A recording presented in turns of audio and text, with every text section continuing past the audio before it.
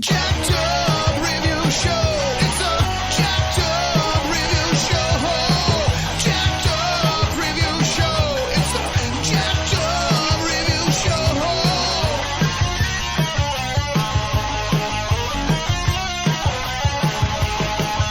Join us as we cover many an insane movie and numerous cult TV phenomenons. Are you ready to get jacked up? Are you with us? Then listen on. Listener discretion is advised. It's a Jacked Up Review Show. It's a Jacked Up Review Show. Jacked Up Review Show.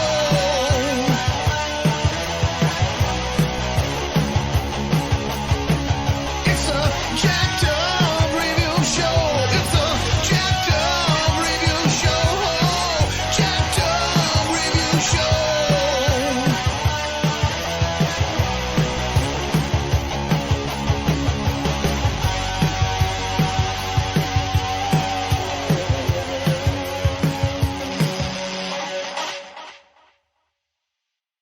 Alrighty then, ladies and gents, welcome to join us here today is Tom Lindaman. Hi, Mark. Oh, hi, Johnny. So yeah, we're gonna talk about another infamous franchise that's one of the best comedies of all time. That is Manos, The Hands of Fate. As many of you deep herders know, it's best known for being adapted by a former fertilizer salesman who basically, did he win the lottery or did he just decide he wanted to be a filmmaker? I can never get that part right. I always heard that he just wanted to make a film. That he made a bet with somebody that they could. That's what it was. He made a bet. For like $100 or whatever, and whatever small amount, and sure enough, we got the enduring classic that is Manos, The Hands of Fate. Oh yeah.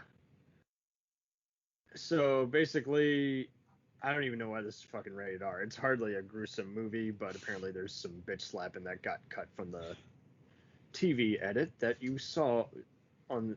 Most people best knew this.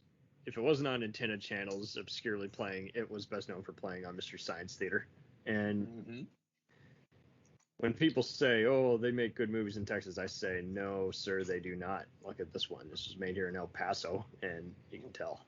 And to make it even more amusing, it's just become a common meme. So basically, before you can say Texas Chainsaw or Last House on the Left, basically a man, his wife, and their daughter, and a dog. Demi, and decide to come to this house that's by a devil worshipping cult, and they fear the master and his humble servant Torgo. And as many know, the master was played by Tom Lineman, who later reprised the role in like stock footage. We'll get to those sequels in a bit. That's one hell of a red and black costume. And Torgo was played by Mississippian-born LSD-ridden actor John Reynolds, who not only had just the most unusual beard, but just was also crippled, so he had to work in that bizarre walking into his character for better or worse results. So, as many of us know, the film was very chaotic. The director unwisely chose to redub everything with elevator music and everyone else's voices. So everyone is clearly dubbed, and it's very confusing. Do you find this the most painful movie of all time, or do you find this very hysterical? Because I'm in the latter. I it's very wacky, but most people take it way too seriously and do the whole. I'm definitely in the latter category. Even without the riffing from MST3K or even riff tracks, it is just funny. because there are so many weird things that happen, so many weird takes, and the dubbing just makes it sound and give it a yeah, it just gives the whole movie a feeling of chaos, like you mentioned. But it does it in a way that seems to be at least semi-controlled. Whether there was a script or not, I don't know. What I do know is that it's not as painful as some of the other movies I've seen that are made for hundreds and thousands percent more than what Thanos was made. Not Right. Thanos, but Manos, yeah. And I mean, it's a low budget oddity, so I mean, anyone who found this very boring, is like, yeah, no, I could watch this or the Mystery Science Theater episode plenty of times. I know Joel Hodgson said he didn't think he was surprised that episode caught on because he didn't think that one was particularly the funniest. I think there's some moments you do have to be in a mood for an antenna channel kind of bizarre acid trip of a movie, but and at the same time, some fans have noted that they prefer the spin-off groups take for riff tracks. I can understand that, but that's a whole different oyster, like they got different kinds of riffs and stuff that they're paying attention to, so it's apples and oranges for me. I mean, but yes, like you say, there's so many other movies. Like, I can't watch Hobgoblins again. I'm sorry, that one is just too painful. And other ones like Squirm or something, you got to just like decide what kind of pain tolerance you want that day. So I mean, everyone has their own type of movie they can't stand. Everything, like some people were even saying Incredible Strange Creatures, but that one I also didn't find as funny a riff. But at the same time, I mean, I could watch that one too because it's just so weird and it's vision and yet so misguided at the same time. So Yeah, the people who don't like it, they must have their shit out of shape. right, how do you want it to be shaped? Do you want it to be shaped like carrots or nuts or what? I don't know. I prefer a different shaving brand. Thank you very much. Oh, there you go. Mm. So when did you kind of realize that this had kind of taken a second wave? It was just being rediscovered by other people who had heard about it for years. It was kind of a semi-lost movie, is that accurate to say? I would say, yeah. It's one of those that the rights was kind of like, whoever wants them, you can have them. we'll give you money to take the rights off of our hands, please. But yeah, where I first ran into it was the way a lot of people ran into it, which was Mystery Science Theater 3000. But even with the riffs, it was not. I found a little bit of joy in it, and that joy has just grown over the years. And the only thing I can really compare it to is the first time I saw Night of the Living Dead, and because there was something novel there, and Yeah, in Manos, and with the it right amount definitely of has editing. a vision. It's just Yeah. something went wrong after the fact. I saw some of the trivia saying that the only people who were paid was, little girl Debbie. And it really is wacky how, that was the daughter of the director and Jackie Ray Yes. Newman Jones. I have had on the show prior. She was like one of our first episodes, and she's a very humble, very cool person. She does like like antiques and necklaces or something to that extent. And Yeah. it's so funny how she's forced herself to watch this a few different times, and her actually introduction when she knew it had made an impression was when her father was laughing at Mystery Science Theater playing this episode one day, and he's like, "Oh, what do you know? My movie's on TV." So she's been a very ever grateful soul. So many of the other Mystery Science Theater people were totally, Tommy was so tired, so it was like, "Oh, I can't laugh at myself," and it's just like, yes, you can, but yeah, she's done so many midnight screenings and everything, and just been like, hey, you like it or you hate it or you love to hate it, it's what it is. It's just a crazy movie. Yeah, and it's taken off like a Rocky Horror Picture Show. There are people who will go to great lengths to go see this movie, Mhm. and you can say that with anything like The Room, even the two Samurai Cop movies. But Manos is just it just has something to it. You would Samurai appreciate. Cop's a good segue because it's like Hobgoblins made a deliberately stupid sequel to itself. It wasn't very good.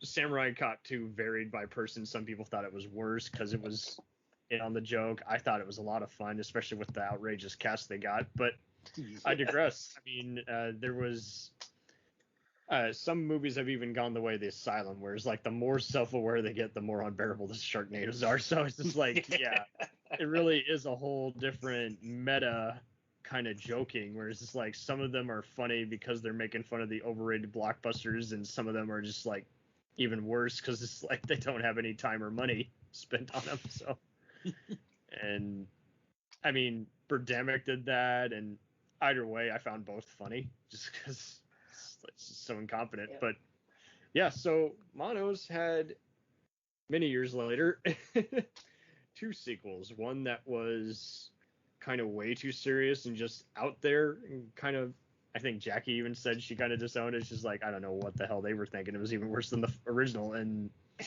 part 2, basically, or part 3 technically, Yeah. the second sequel decided, just go for just recapturing the look and feel while also just sneaking some Easter eggs and inside jokes for bad movie fans and cheesy movie guys. So you've seen both. I made it through at least a third of the third movie, but the one that really got me was Manos: The Rise of Torgo. That was the one that I just absolutely enjoyed. Oh, It gave me totally. it gave me so much hope for Manos Returns, and then when I saw it, it was just like, you're going down the same road that these guys that the original went down, and not doing it nearly as fun, nearly as well.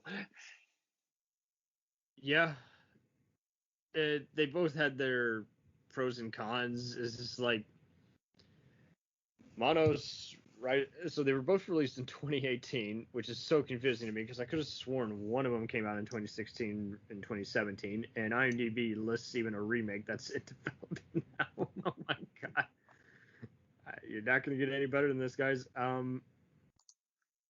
There apparently for the longest time on the DVD was like a mock documentary called Hotel Torgo that kind of did a this is Spinal Tap approach while using stock footage by someone who had too much time on your hands. You can YouTube that, and it's definitely an easy laugh because it really is complimentary. It does explain to you like what was used for that house and how, like you say, it did kind of have the Night of the Living Dead approach where everybody just hired their friends on the week and just just Yeah. just dove in and just said, hey, we got this house as long as everyone lets us film here. So I think that's just it too. Like people, this is kind of, I guess, part of the whole kind of subgenre of backwoods horror kind of movies where, someone gets stumped out in the middle of the woods and, before it was, the genre was kind of being done to death with, people like, who were going the Wes Craven or Halloween approach, where it's just like, oh, our car is broke down. Oh, we're stranded. Oh, the deputies are all crooked. Here is like law enforcement is even more incompetent. Like they tell them to get going just because they're smooching on the side of the highway. I'm like, for real? That's illegal? Okay. Well, it depends upon your blue laws. Please check local listings for your local blue laws. I'm pretty sure. I know at one point in one part of Texas, there was a law that said it was illegal to breathe underwater. So don't get me wrong. I know there's plenty of incompetent Texan laws, but I'm pretty sure no one cares who's doing what as long as, there's no naked flesh being exposed, but whatever. Yeah, no. So yeah, Manos Returns was definitely going, I think, for the campiest because they were using even stock footage of the master, and the guy who played Torgo did a really good job, I thought. They had some other weird people who've been in every other kind of cult, stupid movie, including Tangia Atomic. Oh, yeah. Who's been in other wacky shit like Ouija Board. She's also the director. so that's why I bring her up. But when I asked Jackie, is like other weird, bizarre movies that are kind of set in the backwoods, it was like, I feel like this is in that same universe as The Devil's Reign, because that one definitely had House of Satan worshippers in it, and Yeah. she bet she played along. She's like, yeah, I think some of the people were actually Church of Satan worshippers. I was like, okay, perfect.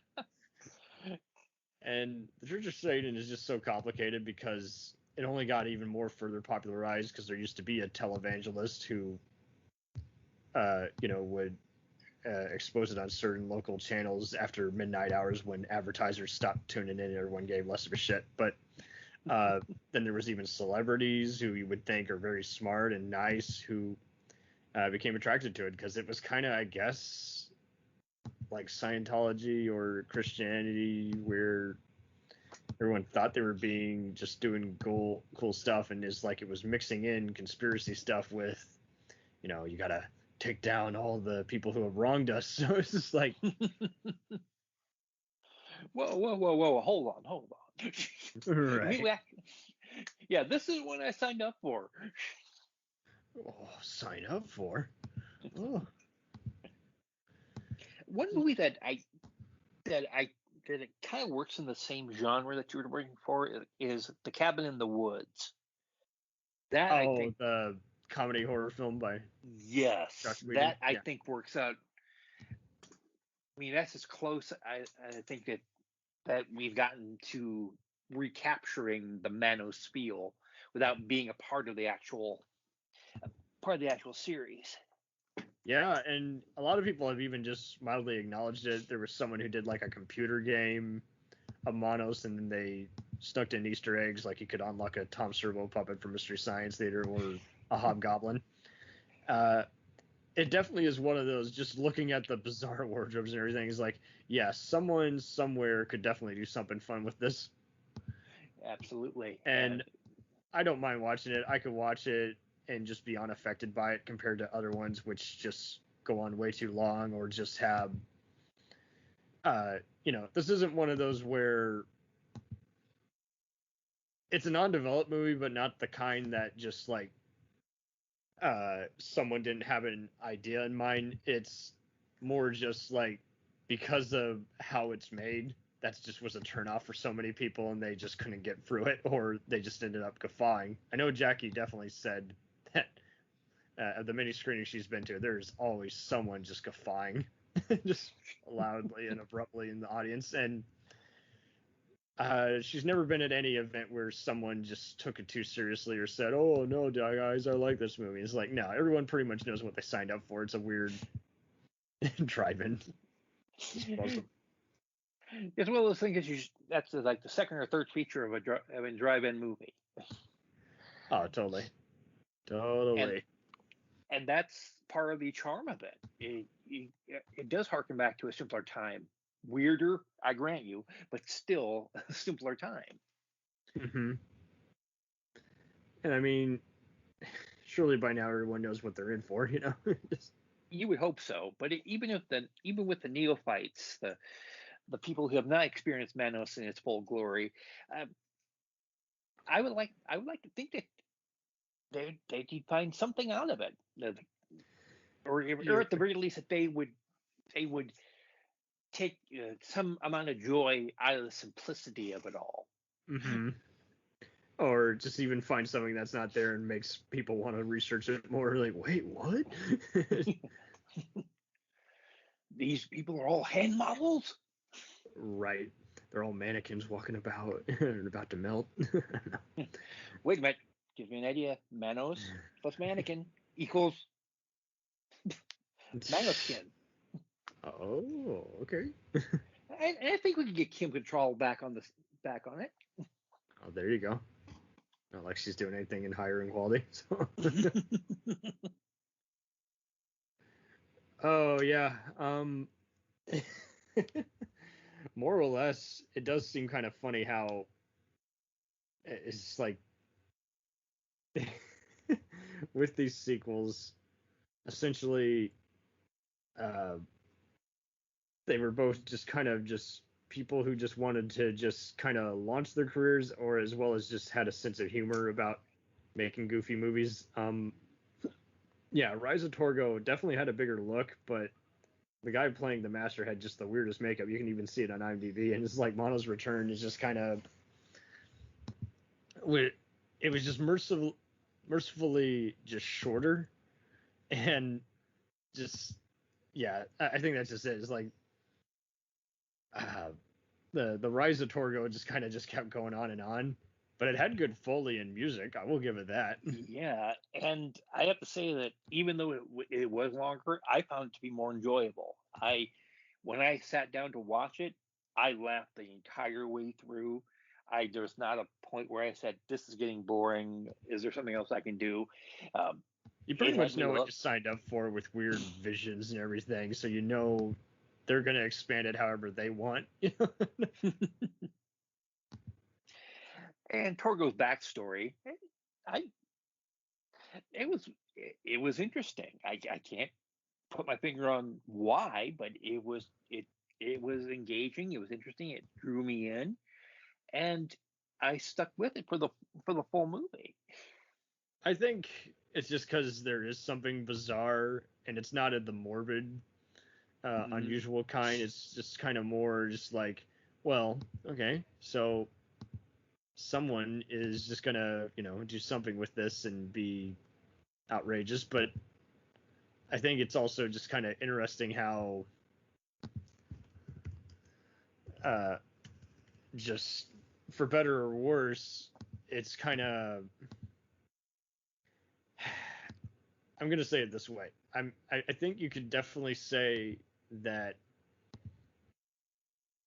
it wasn't a necessarily broken formula. It just became more and more confusing the more everyone got with it. But it also wasn't the self-indulgent kind either. I never felt like this guy didn't really know what they were making. They just didn't have enough experience. So as a result, it's just kind of and became discombobulated after a while. A good script editor could have whipped that into shape and made something out of it. But also, it makes you wonder whether it would have the same charm if they did do that. Right. And more or less, I mean, I'm pretty sure anyone who signed up for it wanted to just do just some kind of old Hammer horror kind of, Universal horror monster movie, minus a monster, and just do whatever with it. And I have no reservations about seeing it. I'm just, each time I've just kind of been like, okay, well, they had a lot of fun. And really, I'm going to go out on a limb here, and you're going to think I'm crazy, but I think this is a movie that should be shown to film students. Oh, absolutely, because a lot of film students I was finding is like some of them were Mystery Science Theater or Joe Bob or Svengoolie types, but most of them just couldn't suffer through too many movies unless they had seen one of those review sites or something. And I think we've just gotten too many snobs who just like, unless their favorite reviewer talks about it, they're not going to make time for it. And that's just like, you can still think for yourself, and those were definitely the same types who kept interrupting me in film class and just being very snobby, like, oh, it looks too much like Michael Bay. It doesn't look enough like Christopher Nolan. It's like, I don't want it to look like either. Yeah, you miss the point of a movie by looking so deeply into it that you have to be influenced by Jean-Luc Godard or whomever or Hitchcock, and not paying enough attention to the little stuff, stuff that you can learn before you get behind the camera. Mm-hmm. Manos, it may be an example of how to do things badly, but it's still an example.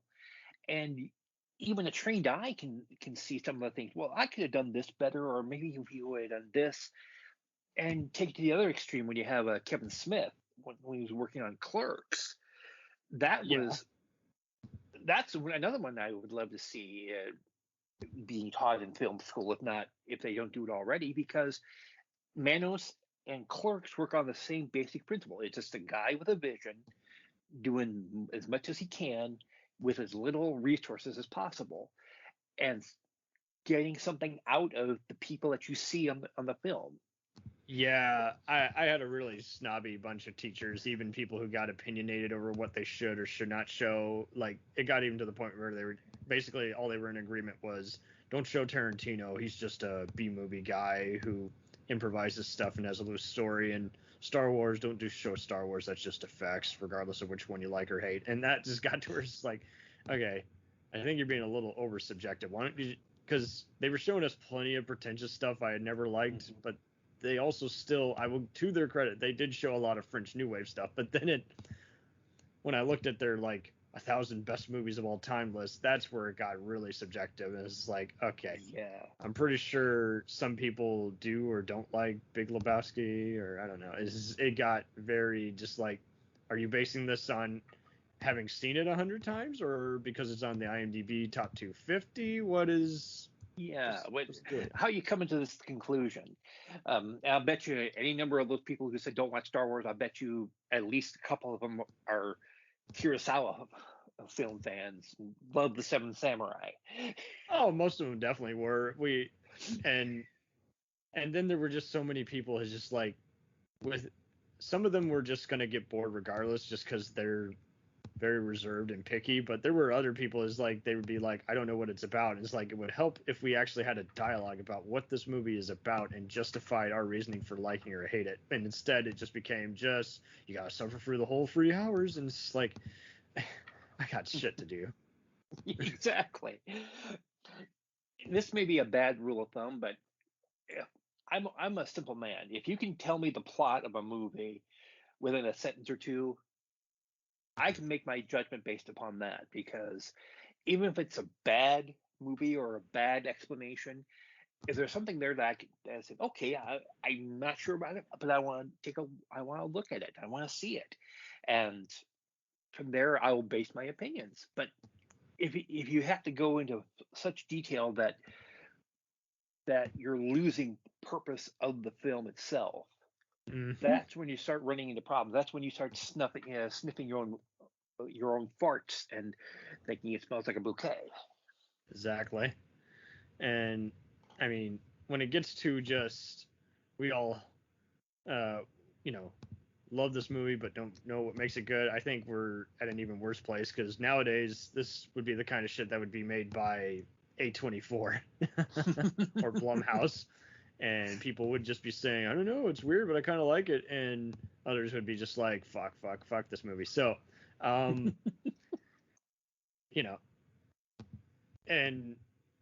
I guess you could say as close as you got to it now are a bunch of movies that, by Rob Zombie, where it's just like a bunch of, again, backwoods terror movies. And there's going to be millions who just say that was the worst, most incoherent movie I've ever seen. There's going to be some who are just like, I don't know, it was weird. I don't know why I like it. It's bizarre. And so I think this movie is above that, because it was also just, again, clearly somebody had a good time making it. I've never heard, out of all the readings from Jackie's book, I've never heard anyone say that, again, just people weren't getting along or being disturbed. It was just filmed fast and dumped, and it could have probably used a little extra working instead of losing the sound. Do you feel like everyone kind of harps on it more just because of the dubbing alone, or is there more to it than that? I think once you get past the dubbing issue, there are some underlying things that can kind of detract from it if you're looking at it as a serious film. One of the things is, it seems to be a lack of a plot, really. We get that there's the master, we get that there's Torgo, and then, at least in a lot of the cuts that I've seen, it goes right into the, okay, now we got these women in billowing gowns fighting each other, rolling around in the dirt for no reason. Mm-hmm. Not that's a bad thing, mind you, but the point is, Right. the continuity is always going to be a bugaboo with a movie like this, because I'm not even sure that, like I don't know if they had a script, or it was just, okay, you're going to improv everything from now until till sundown, and you'll do it again I'd tomorrow. have to ask her, but I think it was a mix of both, shall we say, improvisation and like something to go on. But I think it also worked. What was done a disservice to it was there was plenty of people who were first timers.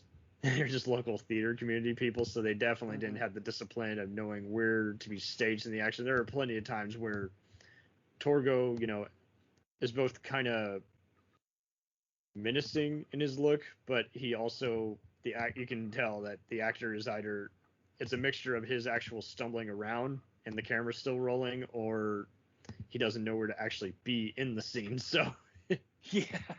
it's like, and I don't know.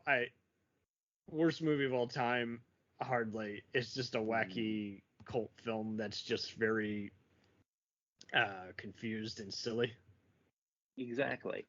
And it was made on a shoestring budget. That in and of itself is a something to be proud of. It's something that you can hang your hat on. Yeah, it may have been not the best movie in the world, but it being seen millions of times over many years, over many decades after it's been made, Many and years. it's still being talked about. Mm-hmm. Do that with a Michael Bay film. I dare you. Right. No, not going to happen unless you want to talk about the explosions or, well, it was fun in a mindless way. So it's like, yeah, it's more or less. I think it's also kind of, I want to say, let's compare it to The Room. See, The Room became instantly liked for the wrong reasons. Like stand-up comedians were going to it and talking about it, so the word was out. Even people were trying to salvage it and say the comedy of the year you should see. It's like it's not a comedy, not even remotely, but it is pretty funny. But It is, and intentionally so. And sometimes that's the best humor. More or less, would you say that if director Warren had been allowed to do another movie, I don't think he made his money back from this one, long story short, and he just called his losses, but and can you blame him? But Not really. no, if he had tried doing another movie, do you think he would have learned, or would he have just kept doing, would he have been like kind of the Graydon Clarks of the world, where he's a nice person but he's just doing more and more just tasteless, trashploitation shit? To be honest, I think he's one of those I think would have learned from Manos and built on it, and maybe done a few things differently. Done a sequel. Yeah, or at the very least done something maybe in a different genre, maybe in the same genre, maybe mixing the two, maybe turning Torgo into putting him in a rom-com. Who knows? But the point is, when Torgo met Sally. Torgo met Sally. I'd see it. I'd see it in a heartbeat. Yeah, but Torgo should have just appeared in multiple different things. What do you think about how Mystery Science Theater, they had a recurring gag, and they would often have one of the many actors in different wardrobe and character display, like playing a character from one of the movies that they had seen, and sometimes those characters would be recurring, like they had people in Gamera costumes, and they decided, let's have Mike Nelson be Torgo, but then let's have him be like Gandalf, where he evolves from the gray to the white, or let's have him deliver pizza. Let's have him just visit and just say, how are you guys doing? That voice. I will say this: whenever Torgo appears, whenever I hear the Torgo theme, I absolutely just bubble up with joy. My wife hates it, but I love it. It just makes me go, yes, we're going to see Torgo. And quite possibly the most underrated joke in MST history. One episode where Torgo is delivering the pizza, and they forgot a diet squirt. And then episodes later, Torgo makes an appearance with the diet squirt. Right. Just a little extra add-ons here and there. Exactly. Do you happen to have Mike Owitz's number? There's your change. Yeah. I threw in the crazy bread for you. The master abides. Oh, the big Lebowski with Manos. There you go. They're another $1 million idea, kids. Run with it. Run with it. I would totally go as the master for Halloween, but I'm not going to do that right You now. could pull it off. Oh, thank you. There was someone who did like a fun cosplay that was of Thanos. You know, Yes. the villain from those Marvel Avenger movies, and he dressed up as the master. So it was like a double meta joke, and everyone was just raving about it, sharing it. I was like, oh, do tell. Oh, yeah. If How you did you- if you get a chance to see pictures of it, do. Oh, I It have it is- on my phone. It's remember it. well worth. It's well worth it. Yeah, everyone should just see it and just share it in the Rift Picks group. Just Exactly. funny I'll go photos. even a step further. I can't remember exactly where it was, but there's an annual tradition of the running of the Torgos. Oh, perfect. That in of itself should tell you how much of a lasting impact Manos has had on people like us, people who are off the beaten path, who maybe like the weird stuff and don't Are there- necessarily have to. Oh, have you ever encountered anyone who had seen it in the theater? Not yet. I'm Seems like there many are who definitely did, but they don't remember because they were high as fuck, or it just they chose not to remember it because they walked out confused and annoyed. But I don't know. well, that might be something we should try to do. We should try to get Manos. I mean, they do showings of Rocky Horror. They do showings of The Room. Let's try to get something going where we have like an art house or whatever, The theater, and just Manos show trilogy. Manos just for one night. Right? Yeah, make it a midnight showing, so you get the high quality freaks, and then And the ones who've been like, oh yeah, I made out to this. I'm like the couple in the car. yes. Yeah, I too drank Copper Tone. I have a daughter named Debbie. Hey, be funny if there was a even guy a- named Dorgo. There you go. It'd be funny if there was even a Debbie Downer who saw this movie.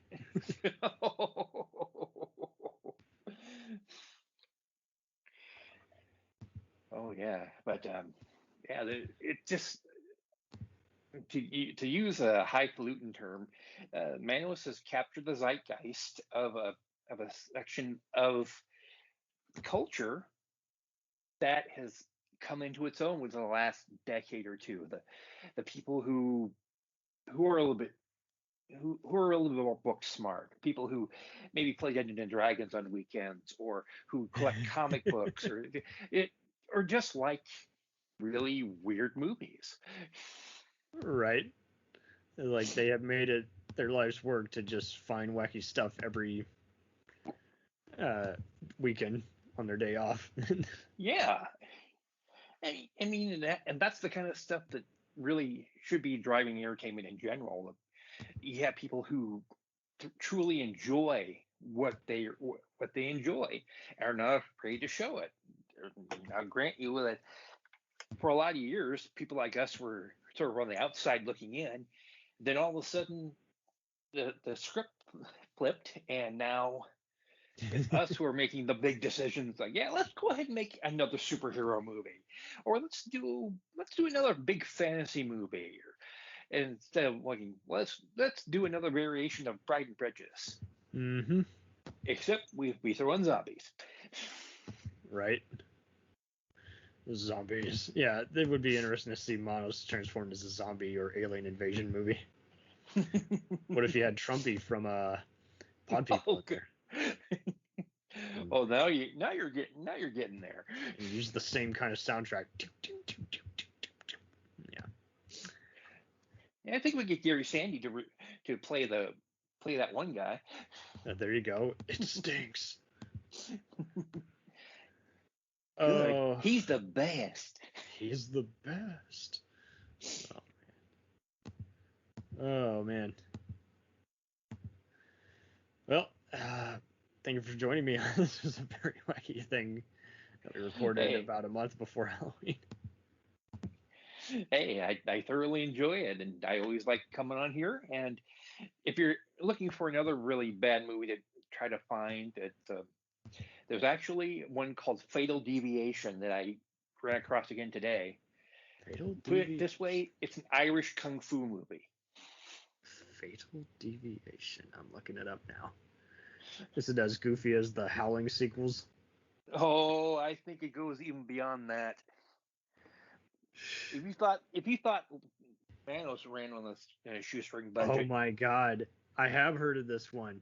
I forget who showed me it, but it's like, yeah, it's just like, it was just a bunch of independent people, and it basically was a samurai cop type equivalent where it's just like, I don't know what they made, but this is just outrageous. Everyone's trying to be like Van Damme. That's right, my friends of the show, Comeuppance Reviews talked about it. They're just like, I don't know what happened here, but this is a wacky movie. yeah, it is. But yeah. But if you're in the mood to watch a Manos riffed or unriffed, don't be afraid to go out and try to find something like an Irish kung fu movie. Oh, totally. Because if that can be made, anything can be made. Right? Someone Exactly. decided to make it. Because at some point somebody said, you know what a tornado would need? Sharks. Mm-hmm. Somebody decided to go there. Yep. What do we need on a plane? Snakes.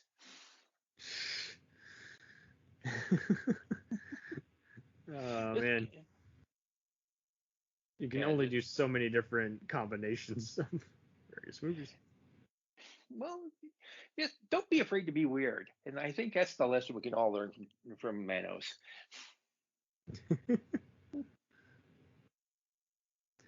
Well, definitely. I mean, I definitely prefer authentic movies where it's like no one knew what they were making, but that was kind of part of the fun and charm. But then when it becomes like, yeah, give us a negative review on IMDb, and you see them kind of instigating or arguing with the fans, that's when it gets just like painful. It's just like, come on, guys.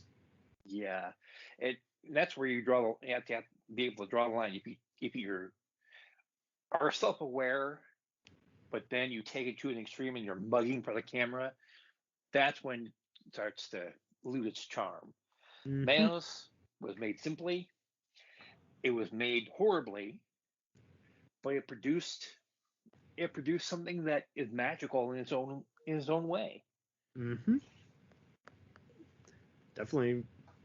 So, yeah. So thanks for joining us on here. Catch you on the flip side, my friends. On the flip side, and do what the master tells you.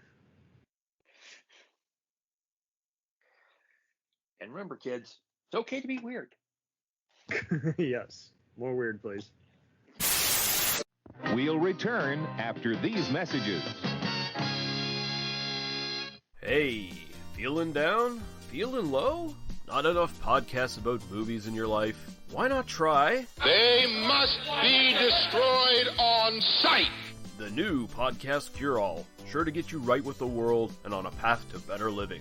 We have exploitation, we have Italian horror, we have zombies, we have slashers, we have crime films, we have spaghetti westerns, we even have sci-fi and sex comedies. So take a dose of They must be destroyed on sight. as needed, and let the hosts, Lee Russell, Daniel Harper, Paul Romali, and the odd guest host cure what ails you. Warning, may cause atrophy. African consumption, black fever, bone shave, chin cough, colic, cramp colic, dropsy of the brain, elephantitis, grocer's itch, jaundice, mania, miasma, mortification, palsy, Pott's disease, rheumatism, scurvy, St. Anthony's fire, summer complaint, and worm fit in some people. Consult a physician before listening.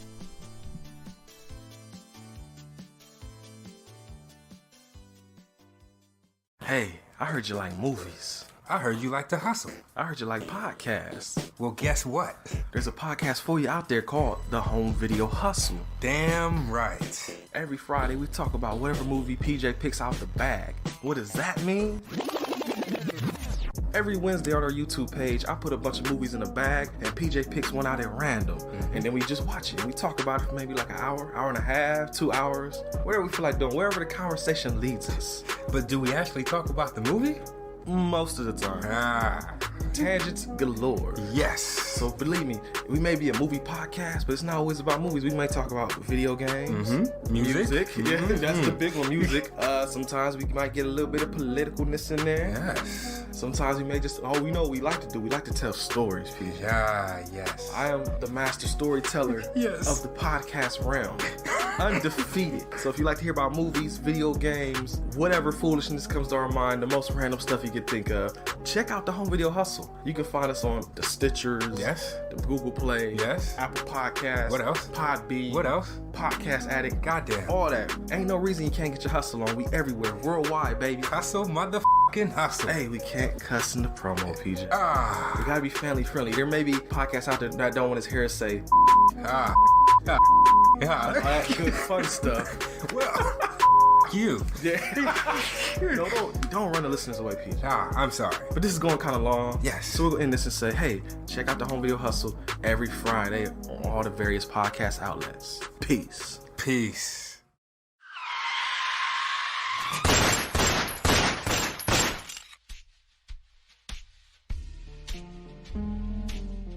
As far back as I can remember, I always wanted to be a gangster. And while Witch didn't make it to the top of the world, he did make the Gangs of Hollywood podcast. So join the gang and enjoy a movie review podcast about movie gangs, gangsters, mobsters, and the mayhem they cause. You can find GOH Podcast on Facebook, Twitter, and Instagram at GOH Pod at www.gohpod.com, as well as your favorite podcast listening app. And remember, say hello to your little friend for me.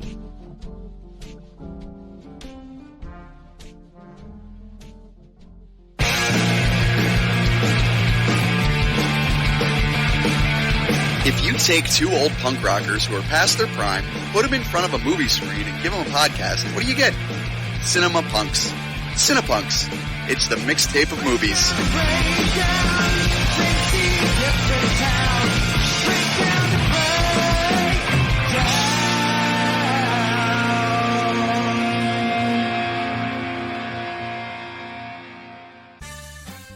Did you ever see a film at such a young age it left you traumatized with cinematic wounds?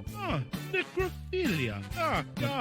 It's a dead issue, man. Don't push it. Cinema Psyops is a weekly podcast documenting an ongoing experiment on the mind of an unwilling test subject.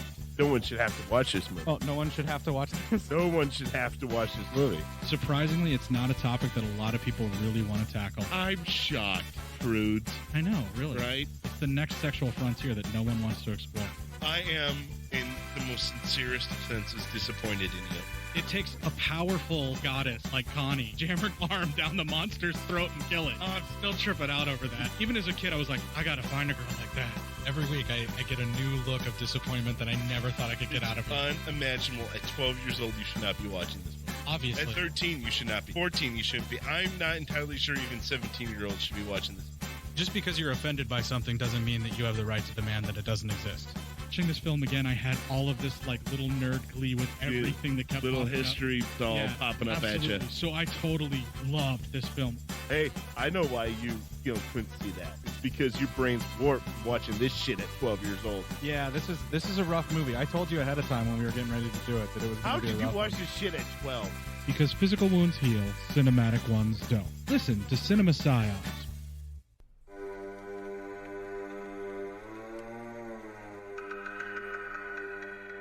Hey everybody, I'm Corey. And I'm Zach, and we're the hosts of Podcasting After Dark, a cast dedicated to late-night horror and sci-fi of the 80s and 90s, often found on HBO and Cinemax. You know, the movies your parents didn't want you watching as a kid. You can find us every other week on Apple Podcasts, Spotify, Podbean, and Stitcher. This is what you want. This is what you get.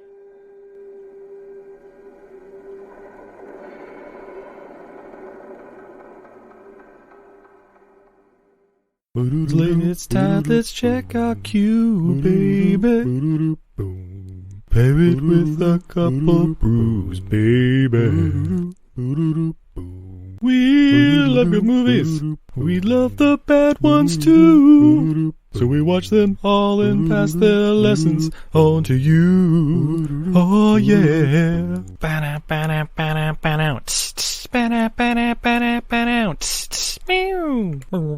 Everything I learned from movies helps to make life a little bit groovy. With a one-liner plot holes of gratuitous movies.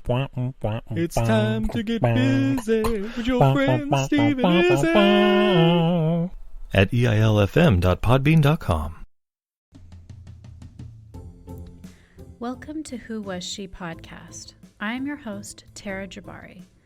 After a decade working in documentaries, marketing, and all things digital media, I found that podcasting is a strong medium to share stories. After years of producing for others, I decided to start my own biographical podcast. Who Was She will focus on the life of a woman throughout Baha'i history. The first season is about Lydia Zamenhof. Lydia's story explores the subjects of the power of language and faith.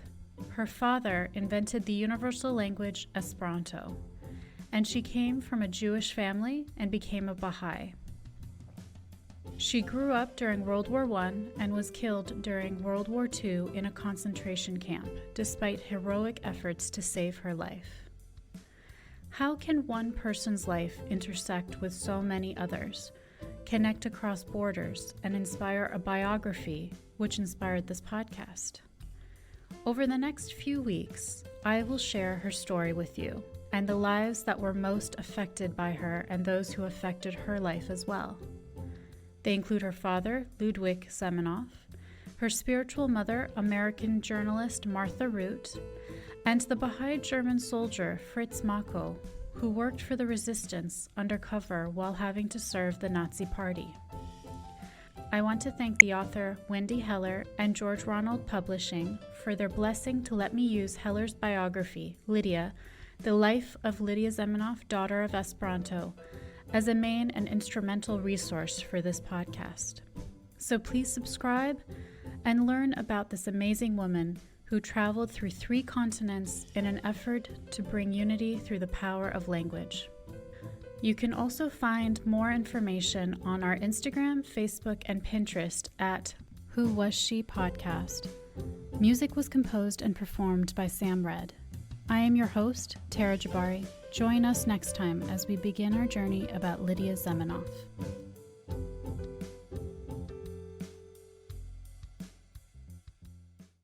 Hi everybody, it's Mac Jackson. I wanted to invite you to a new site called the Forever Adventure Network. This website has everything. Pictures, videos, blogs. There's original music by Harmony Constant, 2 podcasts. One is the MacGyver podcast, where we celebrate Richard Dean Anderson, his iconic roles, and how it's influenced our lives. There's episode discussions, interviews, and life conversations. The second podcast is the Never Gets Old podcast, where we celebrate all the best things that we love in life, from TV, movies, music, and comics. The site is also the home for the MacGyver SG-1 audio series, an ongoing adventure series that continues the adventures of MacGyver and SG-1. There are also multiple stores to choose from for all of your pop culture and adventure needs. Come on by and check us out today. And thanks for joining the adventure. Are you sick of the same old stale podcasts? Well, then join Vanessa and Darren as they dissect movies of all kinds. The two lifelong cinema lovers bring their favorites, curiosities, and first-time watches to the operating table and inject them with a healthy dose of snark. Then there's the waiting room, where they examine books and short stories. So just look for them on Apple Podcasts and where fine podcasts are available. They're part of the Legion Podcast Network. Follow them on Twitter at VDClinicPod. Join them on Facebook at facebook.com/groups/VDClinicPod. Or email them at vdclinicpod@gmail.com. They're ready to cure what ails you. And still, they just might be a little contagious. Hi there. It's Heather from the Watching Netflix Without You podcast. Did you know that there are over 1,200 Netflix original feature films and documentaries? And that number is only growing. So I've made it my mission to watch as many as I possibly can. Then, with a delightful guest or guests, disclaimer, more often than not my brother Ryan, we spend an episode rating, reviewing, and discussing a film at length. The first half of every episode is spoiler-free for those who haven't seen it yet, and in the second half, after a very clear spoiler warning, we dive into it. And that's really about it. You can listen to Watching Netflix Without You on Apple Podcasts, Google Podcasts, Spotify, and more. We now continue with our program.